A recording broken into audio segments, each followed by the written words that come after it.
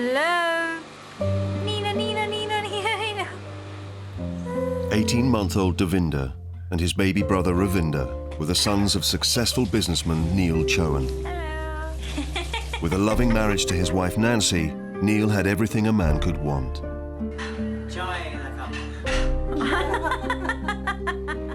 But in February 2003, just 2 days after this film was shot, all 5 members of this happy family simply disappeared.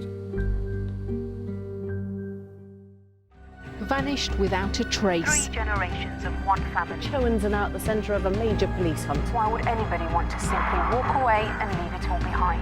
This is the story of a man who made an entire family disappear. Detectives later found evidence of the macabre journey. 2 members of an underworld. The story of an extraordinary deception by a ruthless criminal who wanted to get rich at any cost. He had absolutely no moral conscience whatsoever.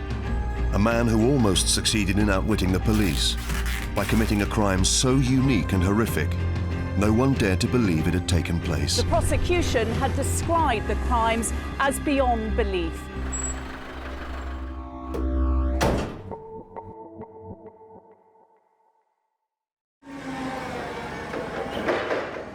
In 2003, businessman Neil Chohan was the owner of a successful fruit importation firm based at Heathrow called Seba Freight.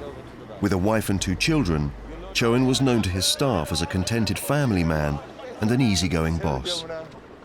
Neil's way of running the company was a relaxed, sort of like happy-go-lucky attitude. We all mucked in. Whenever it was busy, he'd get pizzas, get drinks. Everyone was sort of like one big happy family. But owning a freight company had made Neil Chohan a target.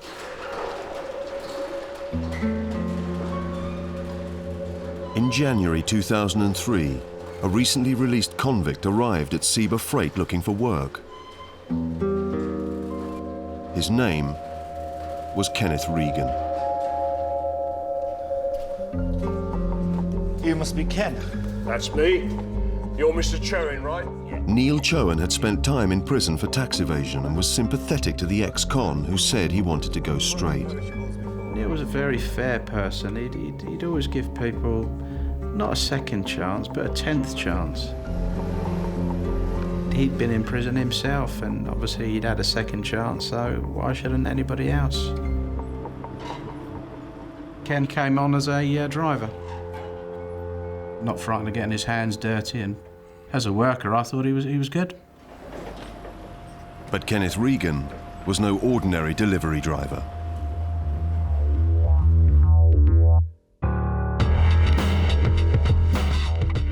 Five years earlier, Regan had been a successful drug smuggler, known to his friends as Captain Cash. In the late 90s, Ken Regan was a career criminal. Regan set up freight companies in and around the Heathrow area, and he'd use those as a front to bring drugs into the country. He knew most of the major criminals in London and criminal families, and he was very much living the high life. It was in a fashionable London bar that Regan first met celebrity agent and socialite Belinda Bruin. He was a bit rough, I think. Not well educated, quite charming, dressed well, nice watch, spent a lot of money. He was kind of like a rich, wide boy. Regan's nickname was Captain Cash. He always had a lot of money, and I mean high denomination notes. He had a briefcase, and I've seen that twice, and it was just full of money. And I think he thought it brought him class when he had none whatsoever. Belinda would eventually be drawn unwittingly into Regan's world of crime and deceit. It started when the gangster became obsessed with her. He used to phone me quite a lot and emails saying, I haven't felt like this in 30 years. You're like a drug. I can't. I mean, just bizarre, considering that he didn't really know me at all. And then one day, a friend of mine said to me, why on earth are you going out with someone like Regan? And I said to him, I'm not. And he said, well, he told me that you're his girlfriend. And I said, you've got to be kidding. And he said, no, I'm not, which I found slightly worrying. And then literally, I think a few days later, he got arrested. June the 17th, 1998, Regan was caught with 25 kilograms of heroin. Facing 18 years in prison, he decided to become a grass. Regan's testimony helped convict 12 major criminals, while his own sentence was reduced. By the time he was released from prison 4 years later, Captain Cash had few friends and little money. When Regan was released from his prison sentence, he'd very much gone back to having nothing. All his assets had been stripped from him as part of the confiscation order. And here he was, back living in one bedroom of a very small bungalow with his father. Regan, I think, very much wanted to get back in the driving seat as a drug importer. Mr. Chohan's business was the perfect framework to hang his drug-dealing activities on.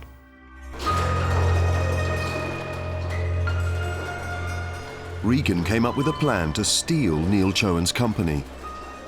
A plan so ruthless that no one would realize it had taken place. He began by setting a trap. Soon after starting work at SIBA, Regan approached Chohan and said he knew some investors who wanted to buy the company. The bait was a cash offer of £3 million, a large enough sum to tempt the businessman whose wife Nancy wanted him to retire. I've got investors. I knew that Nancy wanted to go back to India. She'd made it clear she missed India. And we talked about it a couple of times because he did say that the level of education in India was higher than the UK, and Nancy was desperate to go back there. While Chohan considered his offer, Regan began working on the next phase of his plan. SIBA Freight was not the only thing he wanted to acquire.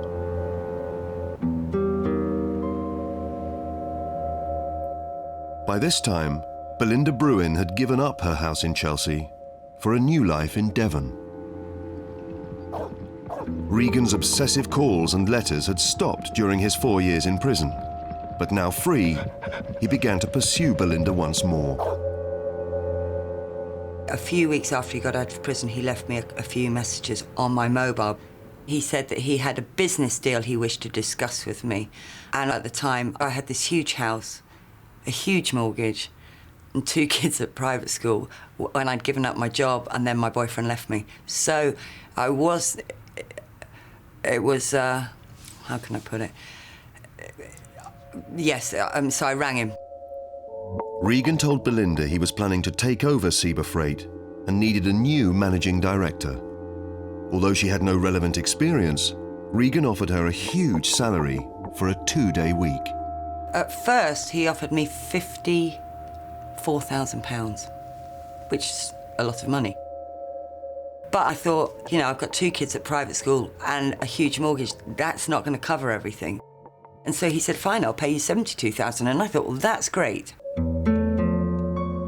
The job offer gave Regan an excuse to visit Belinda at her isolated Devon home. He'd come up with bizarre reasons, like he'd want me to sign a letter or a form, or he'd want me to help him fill in a form, and he'd drive all the way from Salisbury or from London to my house for 20 minutes.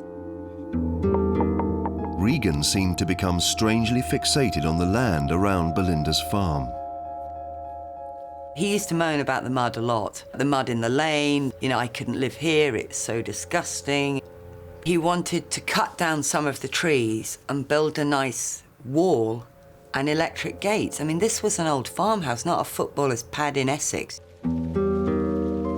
He kept saying, I could make this place really, really nice for you. What you need is a drainage ditch.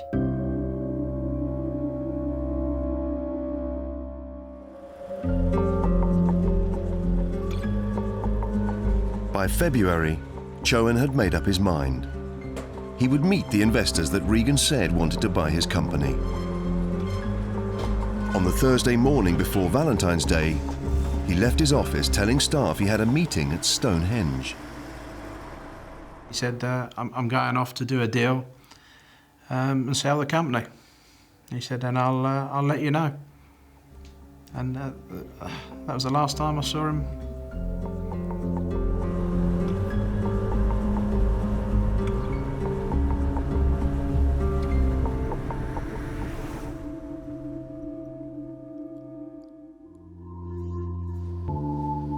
On Monday morning, the employees at SIBA were greeted with a shock announcement. I came in on a shift on Monday.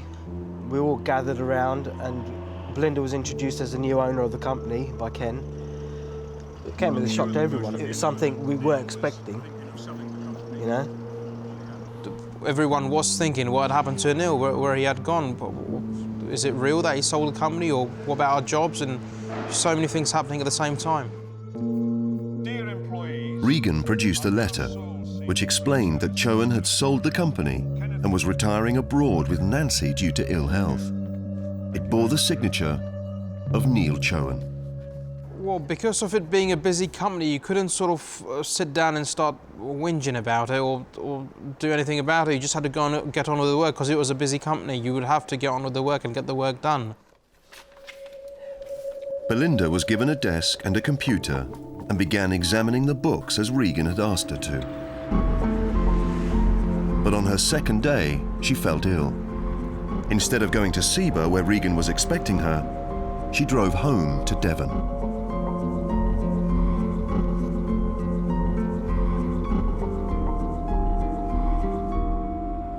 When I pulled into the drive, I couldn't believe it. There was this old beaten up junkyard, and I thought, what on earth is going on here? And I saw these two guys in my field with a digger. The two men were William Halsey and Peter Rees, both friends of Ken Regan.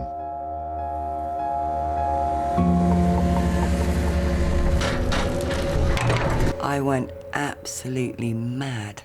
And I swore a lot. And I said, you know, what on earth did they think they were doing? And he said, well, we're building you a drainage ditch. You know, there's this bloody great big ditch in the middle of my field running along the side of the hedge. I just couldn't believe it. Regan arrived. I said, you know, it's not the fact that I might not need a drainage ditch. It was my land. You never asked my permission. You just don't go digging up people's land. He said, well, I thought you would appreciate it. I mean, it just looked like a car park, you know, I just hated it. But I was going to have it taken up. And they said, wait till the summer. But as it happened, the Metropolitan Police dug it up for me.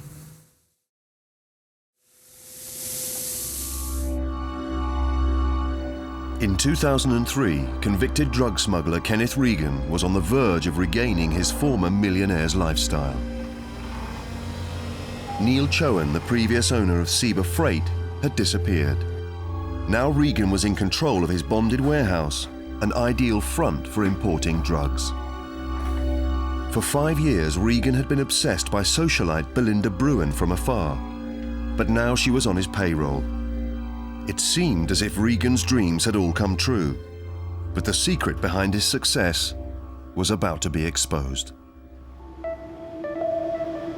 12,000 miles away, Onka Verma was working as a journalist in New Zealand. His sister Nancy was raising a family in England with her husband Neil Chohan, and Onka was planning to visit the family for the very first time. I was very excited because I was going to see Nancy after 9 years, and it was like a family reunion after a long time. Onka used to speak to his sister and mother almost every day, but on the 15th of February, the phone calls simply stopped. When I was trying to get hold of Nancy, I was trying to get hold of Mom, and nobody was there. So, you know, I thought something's not right. Concerned for his family's safety, Onka contacted the Metropolitan Police. A routine missing persons inquiry established that the family home was empty, but neighbours and colleagues seemed to think the Chohans had all gone to India. You have to remember that if people wish to leave a country and relocate to somewhere else, then it's their right to do so. In this particular inquiry, the friends and family in the UK were very much of a belief that Mr. Chohan had decided to do that. Onka decided that if the police couldn't find his family, he would fly to Britain to investigate the disappearances himself. Alone in a country he'd never been to before, Onka went to the family home in Hounslow and was shocked by what he discovered. As I entered the house, I could see the kids' toys on the floor, the baby feed bottles, all the baby feed and the clothes, they were still in the house. I opened the fridge, there was uncooked food inside. Onka became even more suspicious when he discovered his mother's most treasured possession. My mom's prayer book was there inside the house. That was something strange because my mom used to carry it with her all the time. One thing I couldn't figure out, that how would a family disappear? We're talking about 3 adults and 2 kids, 2 babies. And how can they just disappear without telling me? With compelling evidence that his family had left the house against their will, Onka went to the police and convinced them to launch a full investigation. DCI Andy Rowell began his inquiry by interviewing the last person who was known to have seen Chohan on the day he disappeared. Kenneth Regan. Mr. Regan told us that Mr. Chohan was trying to sell his business, and he was very much trying to steer it down the lines of that Mr. Chohan was an unsavoury businessman who had got himself into deep water financially and that had no other choice really but to disappear. But detectives were unconvinced by Regan's story. Using new forensic technology, they were able to track the movements of both Regan and Chohan's mobile phones on the day of the disappearance. Initially we could see Mr. Chohan's telephone was in the Hounslow area. We then tracked the phone down to the Stonehenge area. Now, of course, Mr. Regan lived not far from Stonehenge in a village called Wilton in Salisbury. And what we could see is that Regan's telephone met up with Mr. Chohan's telephone. And then the 2 telephones travelled from that meeting point further down into the West Country towards Exeter.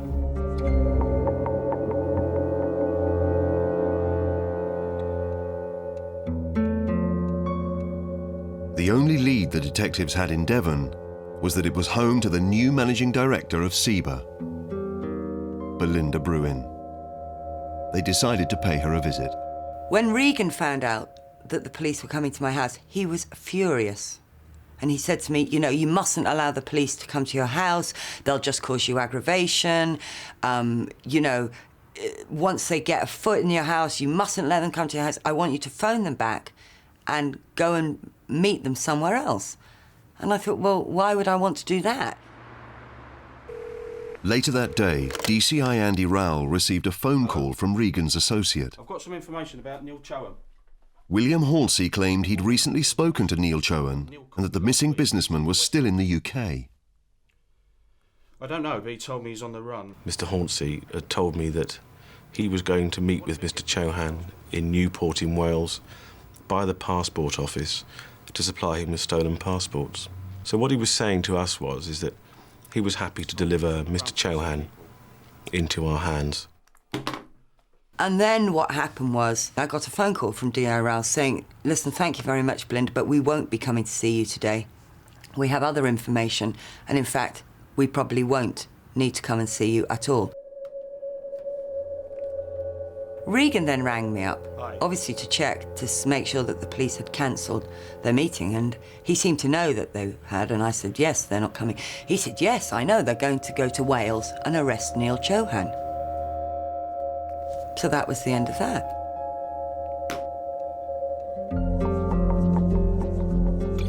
The meeting with Chohan was due to take place on Easter Monday. But over the weekend, Belinda received an unexpected visit from Regan, Halsey and Rees.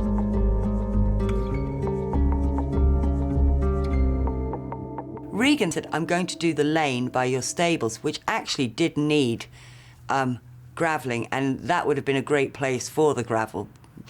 So I thought, well, OK. So when a digger arrived, I wasn't... It didn't surprise me, because I thought, oh, they're going to come and grade the lane.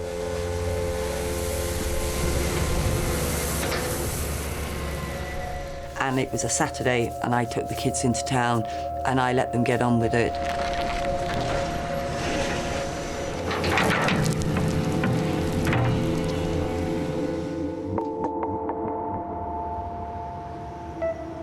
Two days later, detectives travelled to the spot where Hornsey said he was planning to meet Chohan. In Newport, where the passport office is, there's quite an iconic bronze statue of a pig. And that's where Hornsey said that he would bring Mr. Chohan to notice. On the day in question, he in fact turned up with Mr. Regan as well, and the pair of them stood there for some moments. They then enacted receiving a phone call and a text, and then made it plainly obvious through their body language that something had gone wrong with the arrangement. And they explained they'd received a phone call from someone saying, "We know you've told the police, we're friends of Neil's or Anil Chohan's, the deal's off." Police traced the calls, but only to an unregistered phone. They were no closer to finding Neil Chohan, and all they knew for certain was that they had been led on a wild goose chase. I don't think personally he was having a swipe at the police and the sort of the subtle joke about pigs. I hope not, anyway.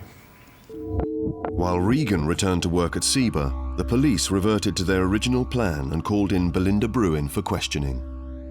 D.I. Rowell said to me, "I want to have a full and frank discussion with you." And as I was leaving, Regan said to me, "Listen, Belinda, if the police ask you what I was doing on your land," he said, "just tell them that I was helping you with your water system." I thought that was very odd. I mean, he'd said he'd look at it, but no work had been done on it. And I just thought it was odd. When I went to meet the police, they said to me, "What do you think's happened?" And I said, "Well, I don't really know." I said, "I've told you everything that I know." And he said, "Is there anything else that you think is odd?" And I said, "Well, when I was leaving today, Regan asked me it said that if you were to ask what he was doing on my land, I was to say that he'd been working on my water system." And they said, "Well, what was he doing?" And I said, "He dug a drainage ditch." And the two of them looked at each other and said, "He did what?"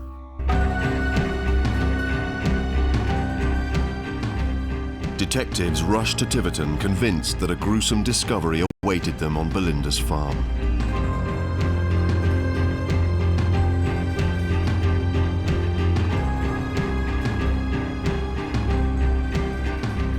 We exhumed the dig site, painstaking fingertip forensic examination, using highly trained forensic archaeologists and pathologists. The murder squad spent the next 5 days digging in Belinda's field, but the bodies they had expected to find were nowhere to be seen.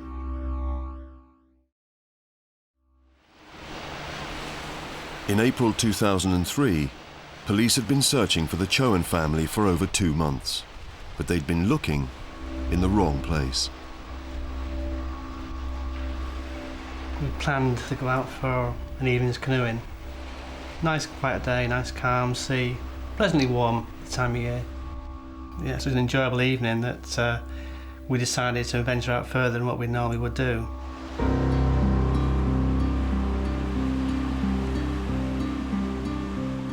After a short while, I noticed something floating in the sea. It appeared to be 3 floating objects, which at a distance was unusual. You know, as we were sort of just canoeing around looking about, I had noticed something, but I just totally discarded it. It wasn't until he sort of shouted body at me, I was just like, what?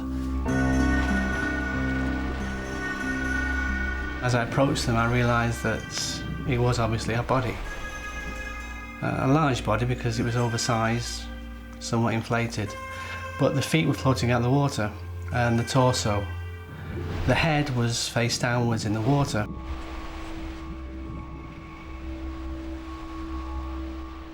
He got me to go in, call up 999.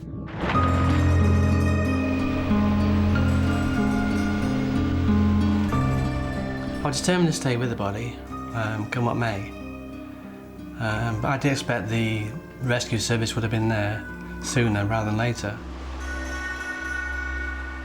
When you've been in the water canoeing in the dark for nearly 3 hours, it does get a bit unnerving. You can't ignore a body. Once you find a body, it's there.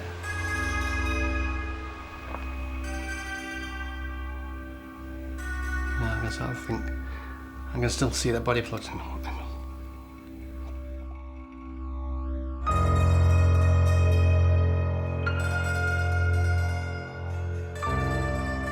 The body was taken to a mortuary in Bournemouth, but it would be almost a week before it was identified as that of missing businessman Neil Chohan. I went to Bournemouth and saw the body. The first time I had a look on Neil's face, I could see that he suffered a tragic death. He suffered a violent death. He had received a blunt trauma injury to the back of his head. He had had packing tape wound round his mouth. But the main blow to the head, followed by a subsequent suffocation, is the likely cause of death for Mr. Chohan. While Neil Chohan's clothes were removed for forensic analysis, 100 miles away, police were still searching for evidence that his body had been buried in Belinda Bruin's field. The site of the dig obviously became extremely important, and we recovered some substantial evidence from that dig site, namely hairs from their burnt clothing, jewellery, which suggested that it had in fact been a burial site. Those hairs were subsequently identified as Mr. Chohan's. He had been murdered. At some stage he had been placed in the grave down in Devon, that he had been exhumed from that grave at a later date, put into a boat. The boat had gone out into the middle of the bay at Bournemouth and dumped it into the sea. Until his body was found, we all hoped that he would be back one day.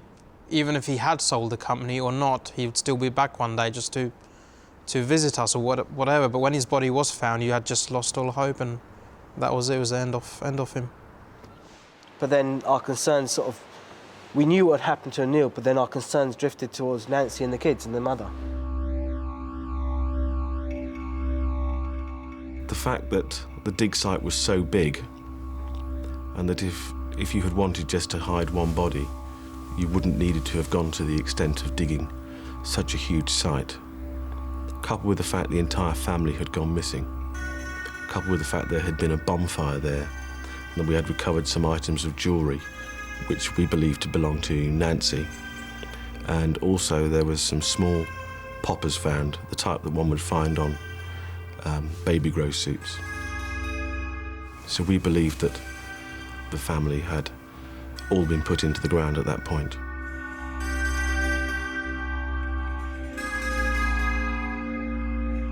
From that moment on, the entire investigation changed focus and became a Category A, which is the highest category of murder inquiry. Kenneth Regan, obviously from that point on, became prime suspect. At that stage, Regan's whereabouts were unknown, as were Hauncy's. They were very much on the loose, so to speak. I was a bit overcome by the whole thing, really, and I don't really know what I thought, but it never maybe I just didn't want to think that somebody had been buried in my field. So I tried to make myself busy, and I noticed that my horse had ripped its horse blanket. So I took it off the horse, put it in the car, and I drove up the lane. And lo and behold, I bumped into Regan and Hornsey, who were in a car. I was really shocked to see them. And Regan wound the window down. And I said to him, "What are you doing here?" And he said, "We need to have a little chat." And Hornsey then said, "Why didn't you get in the car? We'll go and have a coffee." And I thought, well, I don't want to get in the car with them. So I had the horse blanket next to me, and there was a little cottage just up. And I said, I've got to take this back. I've borrowed this from, you know, pointing to that. I've got to take it back to them. They were expecting it back. I'll be back in 2 minutes, I said. So they said, okay. So I drove off, and I drove round the corner, and I phoned D.I. Rowell, and he said, "Whatever you do, don't get in the car with them."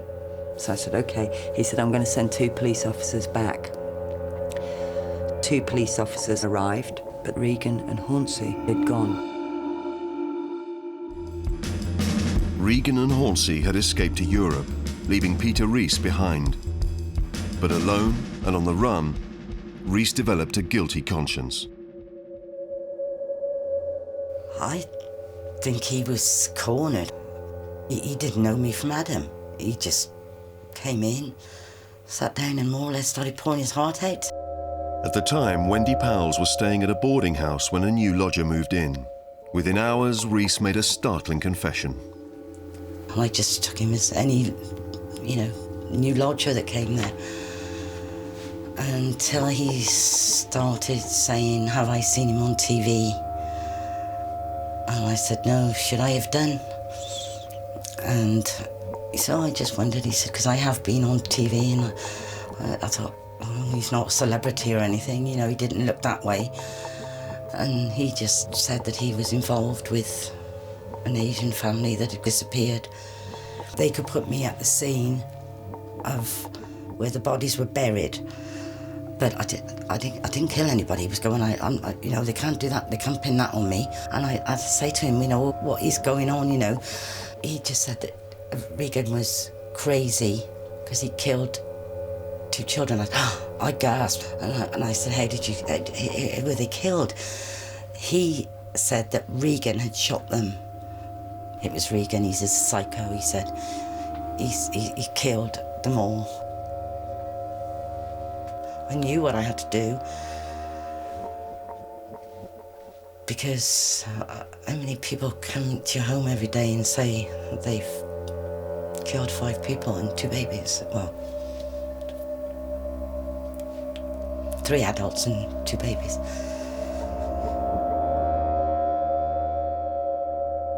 Wendy Powles alerted the police, and after just 12 days on the run, Peter Rees was arrested at a nearby pub. Despite his confession to Wendy Powles, Rees refused to answer any questions, and the whereabouts of the Chohan family remained a mystery. But 3 weeks later, a fisherman discovered another body floating in the Solent. I was told that Nancy's body was decomposed, but I insisted on seeing the body, because for me it was not a skeleton. For me it was my baby sister. For me she was still alive, and I was talking to her. And that was it. A tearful goodbye, that's what I said.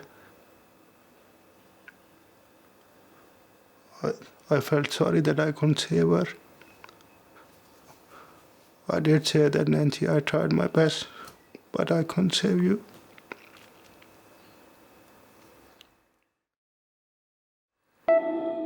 Kenneth Regan was tracked down by police in Belgium after 2 months on the run. And just 6 weeks later, William Hornsey gave himself up. The 3 prime suspects were now in custody, but they refused to answer any questions. With 3 family members still missing and no witnesses to the murders, police needed hard evidence to link their suspects to the crime. Little did they realize that the vital clue they needed had been left by Neil Chohan himself.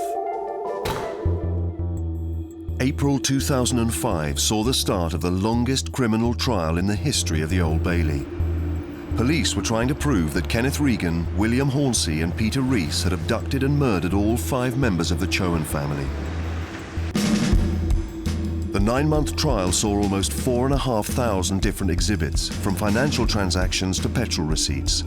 But it was telephone tracking evidence which provided the foundation for the whole case. We got ourselves into a position where we pretty much knew exactly what had gone on and could give a very clear indication to the trial, the enormity of the crime and who'd committed it. Initially, police had established Regan and Chohan's movements by tracking their mobiles. Once they gained access to Hornsey and Rees's phones, they had compelling evidence for an abduction. Our telephone intelligence had suggested that Mr. Chohan had been with Mr. Regan, Hornsey and Rees. And then the telephones travelled down to Wilton in Salisbury, namely 3 Forge Close, which was Ken Regan's home address, over the critical period when Mr. Chohan had initially had gone missing. There was never a time that one of those telephones wasn't in that area, leading us to believe he was being guarded at number 3 Forge Close.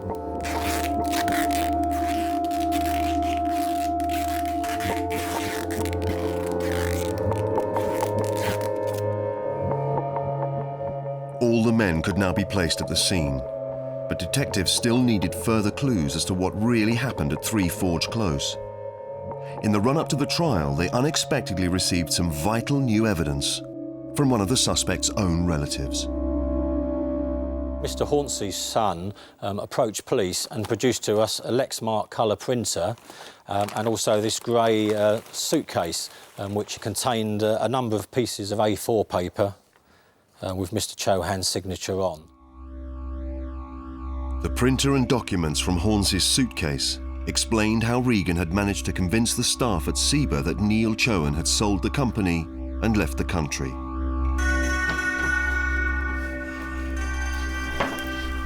Now listen. Police argued that Neil Chohan was held at 3 Forge Close so Regan could force him to sign the documents under duress. What are you playing at? What are you doing? Just fucking sign it.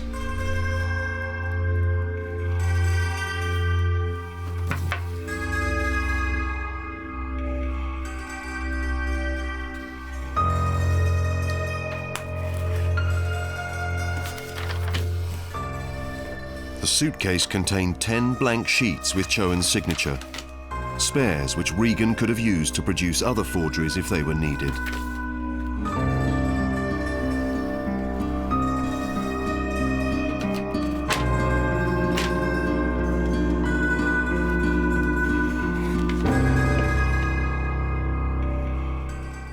Regan's initial plan was to get rid of Anil Chohan. I think once he'd gone down that road, he was left in a position where he had to murder the entire family, because he knew that had he not done so, that Nancy would have raised the alarm. We could see clearly from the telephone intelligence that while Mr. Rees remained in Salisbury, Regan and Hornsey travelled to London, to Sutton Road, Hounslow, where they spent several hours. I can only guess, but it's possible that that is when the family met their deaths in that address. I don't know that to date.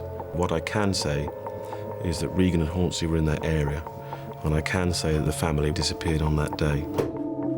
For Mr. Regan, these murders were something he had to do to get what he wanted, and it meant little to him as changing his shirt. The police were unable to establish precisely where or when the family were murdered, but they were convinced that Neil Chohan had been killed at Regan's bungalow. The problem was proving it. We carried out a full forensic examination of the premises over many days. There was nothing significantly found there. The reasons for this was that the room had been recently decorated, and certainly the furniture from that room was certainly removed, and Mr. Regan had replaced it immediately with new furniture. The fact that the premises had been redecorated, the carpet had been removed, the sofa had been removed, really was clearly indicative of someone trying to conceal evidence and clean up a crime scene.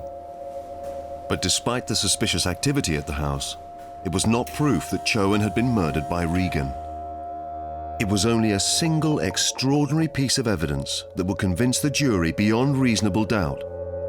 A clue which had been initially overlooked by the scientists and left in storage for almost 8 months. A clue left by Neil Chohan himself. We have 2 exhibits here. One is the right sock of Mr. Chohan, which was taken from him at the post-mortem down in Dorset. Most of the clothes were submitted immediately to the Forensic Science Service for examination, but socks, normally there's very little evidential value in socks, but for completeness we decided to send the remaining items of clothing to the scientists who had requested them. When the scientists unpackaged the sock and examined it, inside was found a folded piece of paper. As you can see, it's in a very delicate state. It has been dried, but it's obviously been in the seawater. I think the way it's been folded so many times has protected it. It's a letter from the Cheltenham and Gloucester Building Society, and it's addressed to Mr. Regan of number 3 Forge Close, and it's dated the 12th of February 2003, which clearly meant it arrived the day we believe Mr. Chohan was being held captive at Forge Close.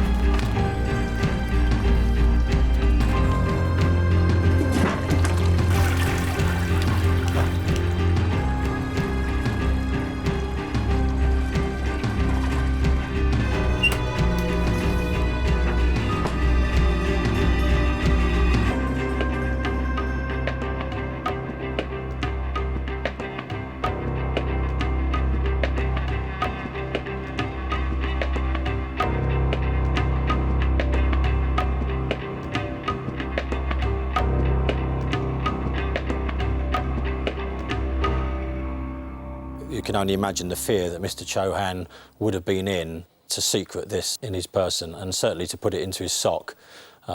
He must have realised that he faced imminent death.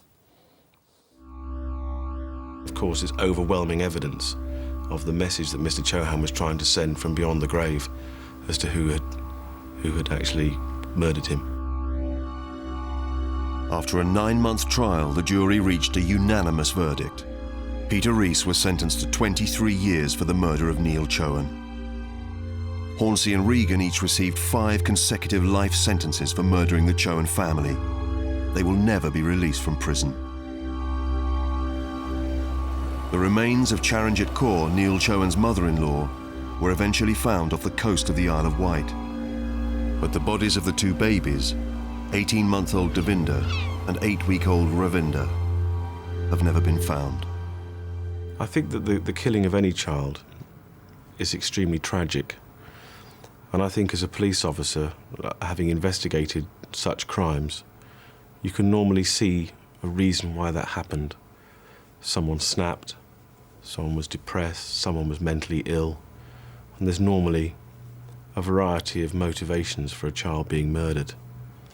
In these circumstances, the motivation was purely self-gain and greed, and for me, I found that particularly horrific. I still have nightmares about how the killers might have killed Nancy, or who was killed first. Was Nancy killed in front of my mom? or my mom killed in front of Nancy, or the kids killed in front of mom and Nancy. And it's just very hard, you know. And I don't think I'll ever be able to come to terms with it. Onka returned to New Zealand. He would never meet his sister's children. The only time he saw them all together was on a family video he found in their empty home. When I found Nancy's video was filmed just 2 days before the disappearance. Hello? Nina, Nina, Nina, Nina, Nina. And I could see in the video the family celebrating life and the kids playing in the house. The eldest son, he took his first steps in the video, and my mom, she was very happy in the video. When I had a look at the video, I was very happy, you know, because I never actually saw Anil and Nancy living together. Do it properly, Gardner. Very nice. But through that video, I came to know that Nancy was very happy with Anil, and she was, you know, she was very lucky to have a guy like Anil with her. Every time I close my eyes, I can see Nancy smiling, and as if nothing has happened, she's still there and she's waiting for me to come over.